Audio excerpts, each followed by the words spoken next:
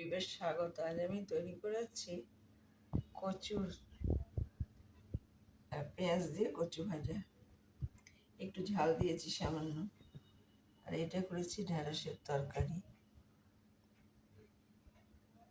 এর মধ্যে দিয়েছি আমি লঙ্কা, হলুদ, দিয়েছি মৌরি আর আদা। আচ্ছা, আর এটা করেছি আমি ঢাই মাছের সর্ষে পাতুরি। আচ্ছা, লঙ্কা হলুদ তো জিরে ফোড়ন দিয়েছি, লঙ্কা হলুদ দিয়েছি, আর দিয়েছি 2 রকম সর্ষে বাটা, একটা বড় কালো সর্ষে, একটা ছোট্ট গুঁড়ি সর্ষে। আর লঙ্কা হলুদ দিয়ে আমি তৈরি করেছি সর্ষে পাতুরি।